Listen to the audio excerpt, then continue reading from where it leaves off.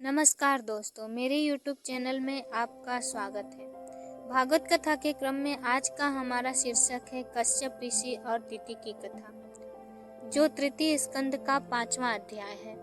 कथा आरंभ करने से पूर्व मेरा आपसे निवेदन है कि कृपया मेरे चैनल को सब्सक्राइब कर दें और साथ ही बेल आइकन को भी दबा दें ताकि आगे की कथा आप लोगों को बिना किसी अवरोध के मिलती रहे। दिति कश्यप ऋषि की धर्म पत्नी थी। एक दिन सायंकाल को दिति श्रृंगार करके पति के पास आई और काम सुख का उपभोग करने की इच्छा प्रकट की, क्योंकि वह कामातुर हो गई थी। कश्यप ऋषि ने कहा, देवी, सायंकाल का समय है, यह समय काम सुख के लिए ठीक नहीं है।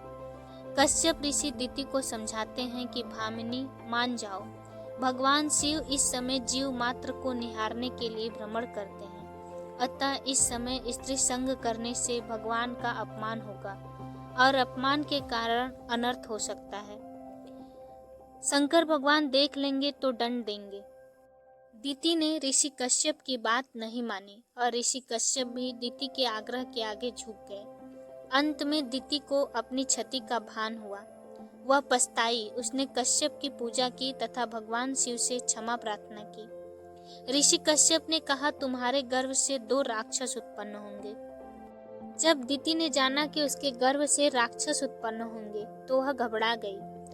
तब ऋषि कश्यप ने कहा कि उनका संहार करने के लिए भगवान नारायण आएंगे। तो दिति ने कहा कि तब तो मेरे पुत्र बड़े भाग्यशाली होंगे। कश्यप ने यह भी कहा कि तेरा पौत्र महान भागवत भक्त होगा और महान वैष्णव होगा तथा प्रहलाद के नाम से जगत में विख्यात होगा। श्री मैत्रेय जी कहते हैं, विदुर जी, दिति ने जब यह बात सुना कि मेरा पौत्र भगवान का भक्त होगा तब उसे बड़ा आनंद हुआ तथा यह जानकर कि मेरे पुत्र साक्षात श्री हरि के हाथ मारे जाएंगे, उसे और भी अधिक उत्साह हुआ। दोस्तों, इसी के साथ यह अध्याय समाप्त होता है। अब आगे की कथा अगले वीडियो में।